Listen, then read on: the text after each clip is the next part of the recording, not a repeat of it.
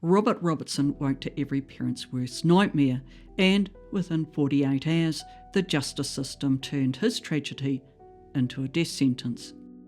The science that convicted him has since collapsed, and this is what happens when courts confuse tragedy with crime. This is the case of Robert Robertson, a father condemned by medicine and perhaps by law itself.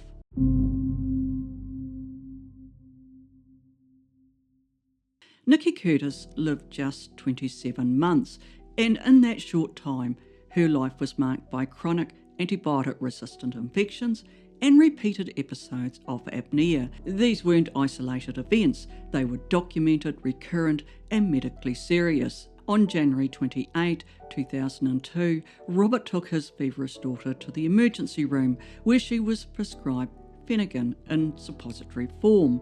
Her condition worsened overnight. He brought her to her paediatrician.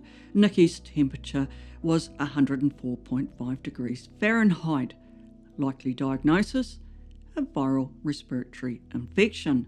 And she was prescribed more Phenergan, and this time combined with codeine. That night, Robert awoke to a nightmare. Nikki was turning blue, gasping for breath, and he tried to revive her. Then he called emergency services. He told police that Nikki had fallen out of bed earlier. He had comforted her, stayed by her side, and then he eventually drifted off. When he woke again, she was unresponsive. Robert rushed her to the local ER. Her pupils were fixed and dilated, and she was transferred to the Children's Medical Centre in Dallas, where doctors fought to stabilise her tiny life. And then on February 1, 2002, Nikki was removed from life support without Robert's knowledge or consent. Moments later, a child abuse paediatrician diagnosed shaken baby syndrome. Before Nikki was even pronounced dead, police had an arrest warrant. The diagnosis came before the investigation.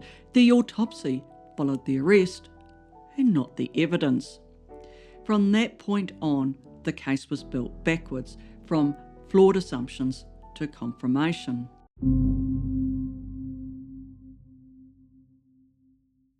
The state's case rested almost entirely on a diagnosis now steeped in controversy: shaken baby syndrome. Doctors cited the classic triad: subdural bleeding, brain swelling and retinal hemorrhages as proof of violent shaking. But both doctors, Dr. Squires and Dr. Urban, examined Nikki only after aggressive hospital interventions.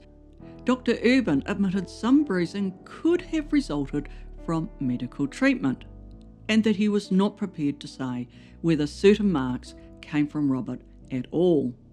The evidential fault lines ran between certainty on one hand and doubt on the other. The bruises and the bleeding, the brain swelling, they were real, but the cause, the timeline, the intent remained uncertain.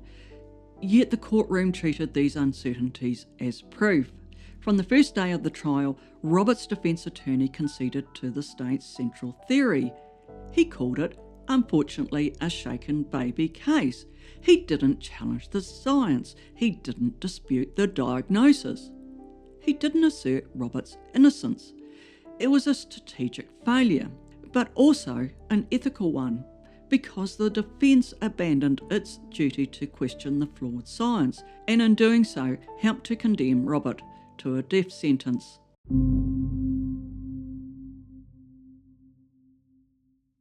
Years later, new experts revisited the Nikki Curtis case, and what they found dismantled the original diagnosis.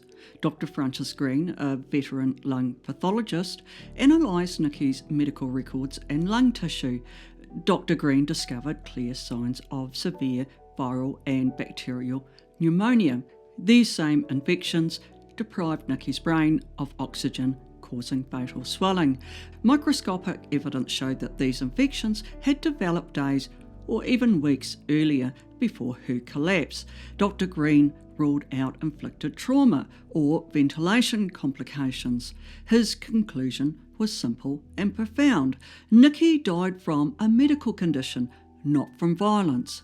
The triad of symptoms used to convict Robert, brain swelling, bleeding and retinal hemorrhages, can all occur from severe pneumonia and oxygen deprivation. Nikki's death did not happen because of her father. In 2018, long-lost CT scans of Nikki's head were found locked in a courthouse basement, unseen for 15 years. Dr. Julia Mack, a paediatrician radiologist, reviewed them and she found a single minor impact site fully consistent with Robert's account that Nikki had fallen from bed. She also examined chest x-rays that were either withheld until 2018 or only disclosed in 2024. These images confirmed Dr. Green's findings. Nikki suffered from severe lung infection, not head trauma. There was no signs of violent impact, only clear evidence of pneumonia, and a single minor fall, not a beating. This evidence sat hidden for years while Robert waited on death row. And then another expert, Dr. Keenan Bower, identified a critical oversight, a toxicology report. It showed dangerously high levels of promethazine, the same drug Nikki had been prescribed twice in 2 days. Now, promethazine suppresses breathing and is no longer recommended for children under the age of 2 due to the risk of respiratory failure. Dr. Borer concluded that the medication worsened Nikki's breathing, triggering a fatal chain reaction. Pneumonia leading to sepsis and ultimately organ failure. Her death was pharmacological, not criminal, and a child was given a drug that may have killed her, and her father was blamed as a result.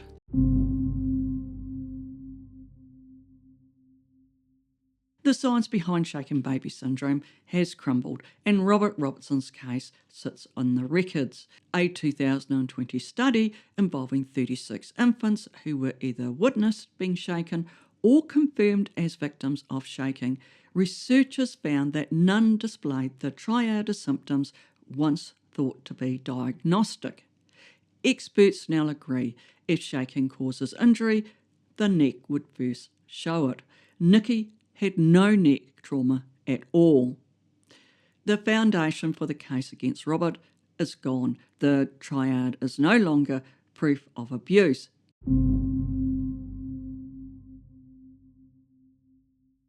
The tragedy was real, but the crime itself was just a fantasy. Robert Robertson was 7 days from execution when the Texas Court of Criminal Appeals intervened. On 9 October 2025, the court halted his death sentence, allowing new evidence to be reviewed under modern scientific standards. The conviction was not overturned. The case now returns to Anderson County, where a judge must decide whether Robert receives a new trial or another execution date. For over 20 years, Robert Robertson has maintained his innocence.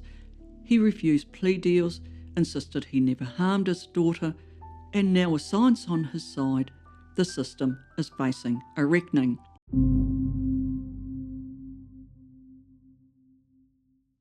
A father sought help for his sick child, and the very act of care was turned against him.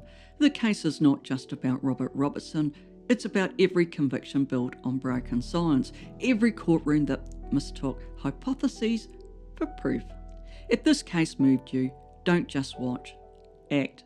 Raise your voice, share Robert's story, tag journalists, lawmakers and advocacy groups, because the more people who know, the harder it becomes for the system to ignore it. Support organisations fighting wrongful convictions and forensic injustice like this, such as the Innocence Project or the Centre for Integrity in Forensic Science.